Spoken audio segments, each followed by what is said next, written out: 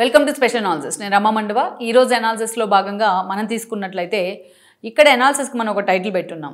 బొత్స సత్యనారాయణ కూతుర్ని చీపురుపల్లి నుంచి రంగంలోకి దించబోతున్నారా అని చెప్పేసి మనం ఒక టైటిల్ పెట్టున్నాం. ఆ అంశం గురించి ఇక్కడ మనం డిస్కస్ కూడా చేయబోతా ఉన్నాం. మనం చూసినట్లయితే బొత్స సత్యనారాయణ ప్రత్యేకంగా మనం బొత్స సత్యనారాయణ గురించి చెప్పాల్సిన అవసరం లేదు. పార్టీ ఏదైనా సరే పదవులు మాత్రం ఆయన వెన్నండే ఉంటాయి. అలా ఆ స్థాయిలో తనకంటూ ఎస్పెషల్లీ విజయనగరంలో, అది కూడా ఉత్తరాంధ్ర రాజకీయాల్లో తనకంటూ ఒక ఇండివిజువల్ ఇమేజ్ క్రియేట్ చేసుకున్న వ్యక్తి బొత్స సత్యనారాయణ.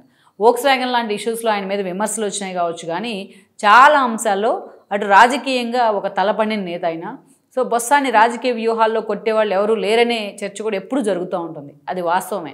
మన బొత్స సత్యనారాయణను జగన్మోహన్ రెడ్డిని తీసుకెళ్లి విజయనగరంలో ఒక సభ పెడితే అక్కడ బొత్సాకే ఎక్కువ మంది ఫ్యాన్స్ ఉంటారు జగన్మోహన్ రెడ్డి కంటే. ఆ స్థాయిలో తన మార్క్ వేయగలిగారు ఆయన రాష్ట్ర రాజకీయాల మీద. కాంగ్రెస్ నుంచి తన ప్రస్థానం స్టార్ట్ చేశారు. ఎంపీగా, అదేవిధంగా ఎమ్మెల్యేగా సుదీర్ఘకాలం ఆయన రిప్రజెంట్ చేయడం జరిగింది.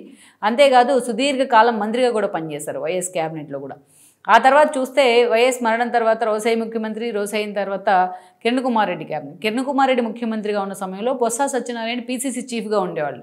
మరోవైపు చూస్తే కిరణ్ కుమార్ రెడ్డి సమైక్యాంధ్ర కోసం తన పదవికి రిజైన్ చేస్తూ ఉంటే బొత్స సత్యనారాయణ ముఖ్యమంత్రి అవుతారన్న ప్రచారం కూడా అప్పట్లో జరిగింది. అంటే ఒక ముఖ్యమంత్రి అభ్యర్థిగా కూడా ఫోకస్ అవుతూ వచ్చారు. ఆ స్థాయిలో కాంగ్రెస్ అధిష్టానం కూడా ఆయన్ని నమ్మిన పరిస్థితి ఉండేది. తన చేతుల మీదుగా ఎంతోమందికి టికెట్లు ఇచ్చిన చరిత్ర ఉంది బొత్సకు.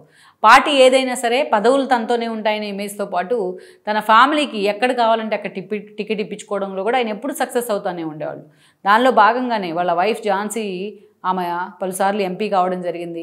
తన బ్రదరు అప్పల్ నర్సయ్యకి అయినా టికెట్ ఇప్పించుకోగలిగారు పార్టీ, అటు కాంగ్రెస్ నుంచి కానీ ఇటు వైఎస్ఆర్సీపీ నుంచి కానీ. తన మేనల్లుడైన మజ్జి శ్రీనివాస్ని పిక్ చేయగలిగారు. అలా ఏదైనా సరే బొత్స ఆ స్థాయిలో పార్టీతో అంత ర్యాపు మెయింటైన్ చేస్తారు. పార్టీ ఏదైనా సరే రాష్ట్ర విభజన సందర్భంలో ఆ రోజు ఆయన మాట్లాడిన మాటలు కొన్ని, రాష్ట్రానికి ఏం కావాలో అడగండి ఆంధ్రప్రదేశ్ కంటే అందరూ పాపం ఆయన మీద తిరగబడ్డారు. కానీ తర్వాత ఆయన చెప్పిందే జరిగింది. సో అయితే అలాంటి బొత్స కాంగ్రెస్ నుంచి పోటీ చేసి 14లో ఓడిపోయిన తర్వాత 19 వచ్చేటప్పటికే ఒక 2 ఏళ్ళు ముందుగానే జగన్మోహన్ రెడ్డి దగ్గరికి వచ్చారు. తన స్థాయి తగ్గించుకొని 2 మెట్లు దిగి మరీ జగన్మోహన్ రెడ్డి పార్టీలో చేరతానంటూ కూడా ఆయన మాట్లాడారు. సో మాట్లాడిన తర్వాత పార్టీకి కూడా లాయల్గానే ఉంటూ వచ్చారు. జగన్మోహన్ రెడ్డి అంతే ప్రయారిటీ ఇచ్చారు. దెన్ 2019లో చీపురుపల్లి నుంచి గెలిచి ఆయన మంత్రి కూడా అయ్యారు. మంత్రి అయిన తర్వాత ఈయన డామినేషన్ కన్నా ఆయన మంత్రిత్వ శాఖ మీద సజ్జల డామినేషన్ ఎక్కువ ఉండేది. కొన్ని జగన్మోహన్ రెడ్డి పాలనకు సంబంధించి అడపాదడప కొన్ని విమర్శలు కూడా బొత్స చేయడం జరిగింది. అయితే ఇక 2024 ఎన్నిక అత్యంత క్రూషియల్ ఆ ఫ్యామిలీకి. ఇక అయితే పార్టీలో కొంత సఫికేషన్ ఎదుర్కొన్నారు ఆయన. తన కొడుకు సందీప్కి టికెట్ ఇవ్వమని ఆయన అడగడం జరిగింది ఆ రోజు. బట్ జగన్ సస్మేరా అన్నారు. ఇక మరోవైపు చూసినట్లయితే తన భార్యకి ఎంపీ టికెట్ ఇవ్వమని అడిగితే జగన్మోహన్ రెడ్డి ఆమెను తీసుకెళ్ళి ఎక్కడో ఎంవివి సత్యనారాయణని రీప్లేస్ చేశారు, వైజాగ్లో పెట్టారు, ఎలాంటి సంబంధం లేకుండా.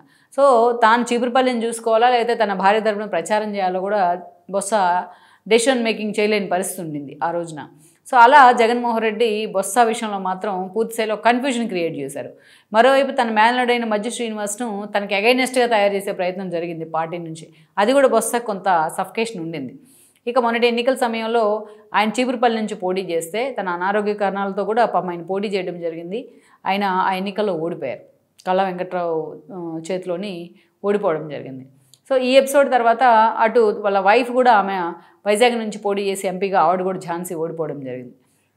ఆ తర్వాత ఆయన పార్టీ నుంచి వెళ్ళిపోతారు, అటు జనసేన ఆప్షన్ ఉందనే ప్రచారం జరుగుతున్న సమయంలో ఆయన్ని హోల్డ్ చేయడానికి జగన్మోహన్ రెడ్డి ఆయనకి ఎమ్మెల్సీ పదవి ఇవ్వడం జరిగింది. అటు ఎమ్మెల్సీ అయ్యి కూడా మళ్ళీ పార్టీ తరఫున ప్రతిపక్ష నేతగా కూడా ఉన్నారు కౌన్సిల్లో, జగన్మోహన్ రెడ్డి కంటే ఎక్కువ హోదా. సో తన వాయిస్ని కూడా అంతే గట్టిగా జనంలోకి తీసుకెళ్లే ప్రయత్నం చేస్తూ ఉన్నారు. అయితే తన అనారోగ్య కారణాలు కావచ్చు, తనకు ఒక సుదీర్ఘ రాజకీయ జీవితం ఉండడం వల్ల కావచ్చు, నెక్స్ట్ ఎలక్షన్స్కి తాను ఎట్టి పరిస్థితుల్లోనూ పోటీ చేసేది లేదని ఆయన జగన్మోహన్ రెడ్డికి స్పష్టం చేసినట్టు ప్రచారం జరుగుతోంది. అయితే అందరూ ఏమనుకున్నారంటే తన కొడుకు సందీప్కి టికెట్ అడిగారు కాబట్టి సందీప్ని ప్రమోట్ చేస్తారేమో బొత్స సత్యనారాయణ అనుకున్నారు అందరూ. కానీ సందీప్కి రాజకీయాల మీద అంతగా ఫోకస్గా లేదు, ఆయన అంత ఇష్టపడట్లేదు అన్న ప్రచారం కూడా లోకల్గా జరుగుతూ వస్తుంది. ఈ క్రమంలోనే ఆయన కూతురైన అనుష చాలా సీరియస్గా తన తండ్రి తరపున చీపురుపల్లిలో పనిచేస్తూ ఉన్నారు. ఆమె ఒక డాక్టర్ కూడా. సో డాక్టర్గా అక్కడ అనేక సేవా కార్యక్రమాల్లో పాల్గొంటూనే చీపురుపల్లిలో ఉన్న ప్రజల సమస్యలను కూడా సార్ట్అవుట్ చేసే ప్రయత్నం జరుగుతూ ఉంది అనుష వైపు నుంచి. అంటే ఆమె వెనకుండి బొత్స సత్యనారాయణ నడిపిస్తున్నారు. తన తండ్రి బాటలోనే అన్ని ఇష్యూస్ మీద ఇనిషియేట్ తీసుకుంటూ అనుష జనంలోకి వెళ్ళే ప్రయత్నం చేస్తున్నారు అనేది ఒక చర్చ. అయితే అందుకే బొత్స సత్యనారాయణ కూడా తన కొడుకు సందీప్కి చీపురుపల్లి నుంచి పోటీ చేయడం, అటు రాజకీయాల్లో కూడా పెద్దగా ఆసక్తి లేకపోవడం కారణంగానే తన కూతురైన అనుషను ప్రమోట్ చేస్తున్నారని కూడా లోకల్గా చర్చ అయితే జరుగుతూ వస్తుంది. సో ఇప్పటికే జగన్మోహన్ రెడ్డి కూడా అనుషాని తీసుకెళ్లారు. బొత్స అనుషని జగన్మోహన్ రెడ్డితో కల్పించారు. సో జగన్మోహన్ రెడ్డి కూడా అనుష అభ్యర్థిత్వానికి గ్రీన్ సిగ్నల్ ఇచ్చినట్టుగా కూడా ప్రచారం జరుగుతోంది. ఆల్రెడీ మధ్య శ్రీనివాసరావుని భీమిలి సమన్వయకర్తగా కూడా పెట్టారు జగన్మోహన్ రెడ్డి బొత్స మేనర్లోని. సో బొత్స ఫ్యామిలీకి నీట్గా గ్రౌండ్ క్లియర్ చేసే ప్రయత్నం జరుగుతూ ఉంది. సో మొత్తానికైతే తన తండ్రి తరపున అక్కడ అనుష ఎమర్జ్ అయ్యే ప్రయత్నం చేస్తూ ఉన్నారు చీపురుపల్లిలో. సో ఈ క్రమంలోనే త్వరలోనే ఆమెని చీపురుపల్లి సమన్వయకర్తగా కూడా నియమించబోతూ ఉన్నారు వైఎస్ఆర్సీపీ తరపున అఫిషియల్గా అన్న ప్రచారం జరుగుతోంది.